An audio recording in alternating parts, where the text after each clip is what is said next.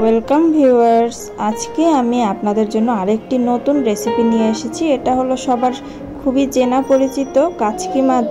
এটা আমি কাচকি মাছটা ভুনা ভুনা করে এটা পাতুরির মতো করব। তাহলে দেখতে থাকুন ভিউয়ার্স। দেখুন কি সুন্দর মাছগুলো, একদম তাজা।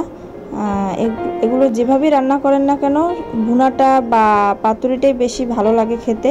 তাহলে দেখতে থাকুন কিভাবে আমি এই কাচকি মাছের পাতুরিটা করছি। অনেকে গুঁড়া মাছ বলে থাকেন।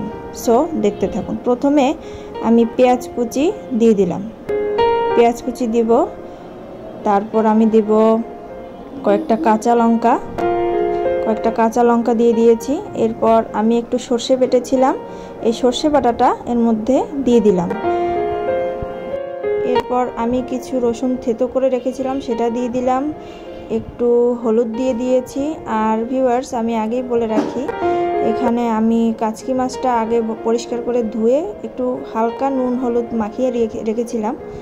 সো এখন হলুদ, ধনে, তারপরে মরিচ, লবণ এগুলো দিয়ে পরিমাণ মতো দিয়ে আর কি আমি ভালো করে মেখে নেব। এটা একটু তেজপাতা দিয়ে দিয়েছি আর হালকা কুচি করে অল্প কিছু আলু আমি এর মধ্যে দিয়ে দিয়েছি। এখন সামান্য তেল দিয়ে এটা ভালো করে আলতো করে মাখতে হবে। বেশি জোরে জোরে মাখলে এটা ভেঙে যেতে পারে, মাছগুলো ছোট তো ভেঙে যাবে। সো এটা কিছুক্ষণ ম্যারিনেশন করে এখন আমি ফ্রাই প্যানে তেল বসিয়ে এটা ভালো করে গরম করে এই মাছগুলো দিয়ে দিয়েছি।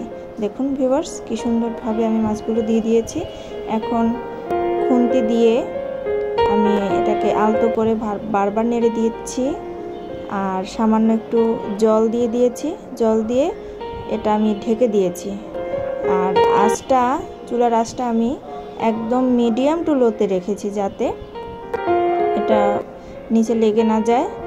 আর এটা হালকা নাড়াচাড়া করতে হবে, বেশি জোরে নাড়াচাড়া করতে যাবেন না, বেশি প্রেস দিতে যাবেন না, তাহলে ভেঙে যাবে, ব্যাপারটা ভালো হবে না, খেতেও ভালো লাগবে না। এখন বারবার আমি ঢেকে দিচ্ছি আর একদম এখন লো আঁচে আমি এটা রান্না করব।